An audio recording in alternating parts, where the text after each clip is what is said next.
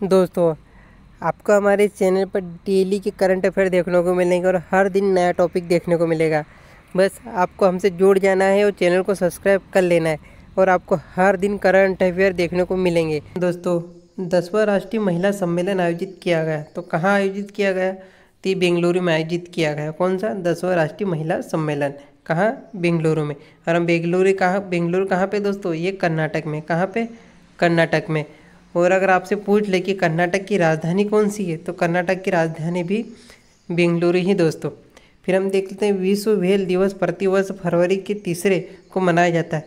यानी जो विश्व व्हेल दिवस है, जो फरवरी का महीना रहता है, उस महीने की जो तीसरा रविवार होता है, कौन सा? तीसरा रविवार होता है, तब ये मनाया जाता है। मतलब इसका डेट वेट नहीं रहता है दोस्तों, इसमें सिर्फ जो फरवरी का महीना रहता है, जो उसका तीसरा रविवार रहता है, तब ये विश्व व्हेल दिवस प्रतिवर्ष मनाया जाता है। इसके बाद हम बात करें कि वाराणसी में काशी तमिल संगमम के तीसरे संस्करण, कौन सा संस्करण? तीसरे संस्करण का उद्घाटन किसने किया? तो मुख्यमंत्री योगी आदित्य ने किया। कौन सा? मुख्यमंत्री योगी आदित्यनाथ ने किया। और ये कहाँ के मुख्यमंत्री दोस्तों? तो ये हैं यूपी के। कहाँ के? यूपी के वर्तमान अभी मुख्यमंत्री योगी आदित्यनाथ। तो इन्होंने कौन सा संस्करण का उद्घाटन किया है? आपसे पूछे तो आपको तीसरे बताना। कौन से? तीसरे। और कौन सा? तमिल संगमम के तीसरे संस्करण का उद्घाटन किया है मुख्यमंत्री योगी आदित्यनाथ ने। अगर हम बात करें यूपी के वर्तमान राज्यपाल की बात करें, तो कौन है अभी? आनंदीबेन पटेल, जो वर्तमान में यूपी के राज्यपाल है। हम राजधानी की बात कर ले तो यूपी की राजधानी क्या है? लखनऊ। गठन की बात करें तो क्या है? 26 जनवरी 1950 को यूपी का गठन हुआ था। इसके अलावा कुछ हम अन्य फैक्ट देखें तो सर्वाधिक जनसंख्या वाला राज्य कौन सा हो जाता है अपना? उत्तर प्रदेश। कौन सा? उत्तर प्रदेश। जहाँ पे सर्वाधिक जनसंख्या वाला राज्य है ये भारत का। कौन सा? उत्तर प्रदेश। इसके बाद हम बात करते हैं कि सर्वाधिक अनुसूचित जाति जनसंख्या, यानी भारत में ऐसा कौन सा राज्य है जहाँ पे सर्वाधिक अनुसूचित जाति जनसंख्या है? तो वो भी कहाँ पे है? यूपी, यानी उत्तर प्रदेश में ही है। फिर हम बात कर लेते हैं कि उत्तर प्रदेश भारत में फसल में किसमें प्रथम है, तो वो भी देख लेते हैं हम। तो गेहूँ, गन्ना, आलू, जौ, मसूर, चीनी और दूध और आम, मतलब इन सभी चीज़ों में यूपी प्रथम है भारत में। ठीक है। और गेहूं की बात करें तो उत्पादन में प्रथम है। ठीक है। अगर वहीं आपसे पूछ ले कि गेहूं प्रति हेक्टेयर में, किसमें?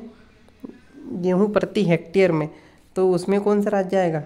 पंजाब आएगा। यानी अगर उत्पादन की बात हो तो यूपी आएगा, और अगर गेहूं प्रति हेक्टेयर की बात होती है तो पंजाब ऐसा राज्य है जहाँ पे प्रति हेक्टेयर में सर्वाधिक गेहूँ मतलब उत्पादन होते हैं। इसके बाद हम देख लेते हैं किस केंद्र शासित प्रदेश में आयुष्मान भारत वय वंदना योजना का शुभारंभ हुआ है। तो कहाँ पे हुआ है? पुडुचेरी में। कहाँ पे? पुडुचेरी में। और क्या है? आयुष्मान भारत वय वंदना योजना का शुभारंभ हुआ है पुडुचेरी में। इसके अलावा हम बात करें तो सर्वाधिक लिंगानुपाति वाला केंद्र शासित प्रदेश भी कौन सा हो जाता है अपना? पुडुचेरी। अगर आपसे पूछ ले कि भारत का सर्वाधिक लिंगानुपाति वाला केंद्र शासित प्रदेश, तो कौन सा हो जाएगा? पुडुचेरी। अगर आपसे पूछ ले कि सबसे कम लिंगानुपात वाला केंद्र शासित प्रदेश है, तो कम वाला कौन सा हो जाएगा? दमन द्वीप आ जाएगा। कौन सा हो जाएगा? दमन द्वीप हो जाएगा। इसके बाद हम देख लेते हैं कि जलवायु जोखिम सूचकांक 2025 में भारत का कौन सा स्थान है? तो छठा स्थान है। और ये भी काफ़ी इंपॉर्टेंट हो जाता है कि क्लाइमेट रिस्क इंडेक्स 2025 में भारत का छठा स्थान है। इसके बाद हम बात करें तो भारत यूके ऊर्जा वार्ता नई दिल्ली में आयोजित की गई। भारत यूके ऊर्जा कहाँ आयोजित की गई? तो आपको बताना है नई दिल्ली में आयोजित की गई। और ये कौन सी आयोजित की गई थी? ये चौथी आयोजित की गई थी। कौन सी? चौथी आयोजित की गई थी। ये भी काफ़ी इंपॉर्टेंट हो जाता है दोस्तों। और ये वेरी मोस्ट इम्पोर्टेंट हो जाता है कि नया मुख्य चुनाव आयुक्त कौन बना है अभी वर्तमान में? तो ये ज्ञानेश कुमार है। कौन है? ज्ञानेश कुमार है। और कौन से नंबर के बने अभी? तो ये 26वें नंबर के। कौन से? 26वें नंबर के। और ये काफ़ी इंपॉर्टेंट दोस्तों, क्योंकि कई बार एग्जाम हमें देखने को मिलता है कि भारत का मुख्य चुनाव आयुक्त तो कौन है। ठीक है। तो आपको ये याद रखना है कि ज्ञानेश कुमार वर्तमान नए मुख्य चुनाव आयुक्त तो बन गए। और कौन से नंबर के? 26वें। अगर हम पुराने की बात करें, इनसे पहले कौन थे? तो वो थे राजीव कुमार। कौन थे? राजीव कुमार। और कौन से नंबर के थे वो?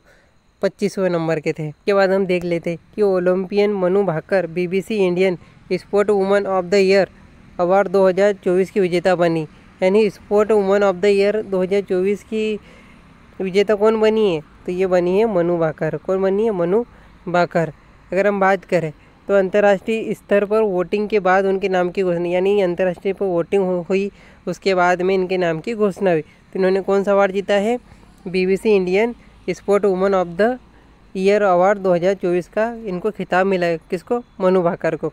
अगर हम ये अवार्ड की बात करें तो इसे BBC Indian sport woman of the year के अवार्ड के बारे में हम जाने अगर, इसकी शुरुआत कब हुई थी? तो इसकी शुरुआत हुई थी वर्ष 2020 में।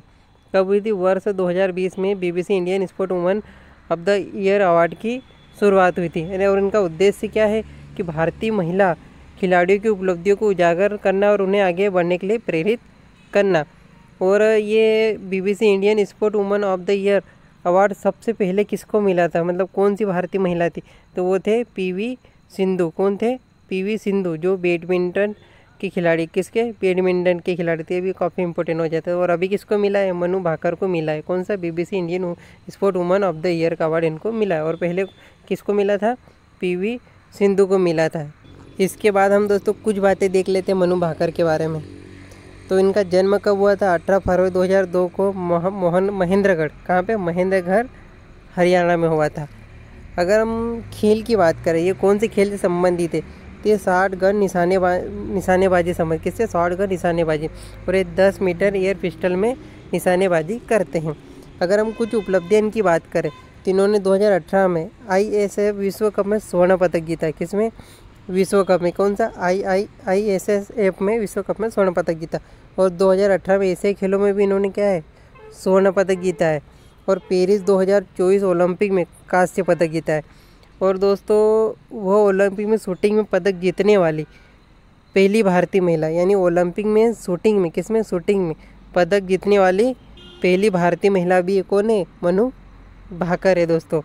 इसके अलावा हम बात करें, मित्र नाम का डिजिटल प्लेटफॉर्म लॉन्च किया। मित्र नाम का डिजिटल प्लेटफॉर्म लॉन्च किया तो किसने किया? इसको किया है भारतीय प्रतिभूति और विनिमय बोर्ड ने। किसने? भारतीय प्रतिभूति और विनिमय बोर्ड ने इसको लॉन्च किया है। और इसका उद्देश्य क्या है? निवेशकों की सहायता और बाजार निगरानी के लिए इसे विकसित किया गया है। और दोस्तों अगर आपको वीडियो अच्छा लगा हो तो सब्सक्राइब जरूर करना है।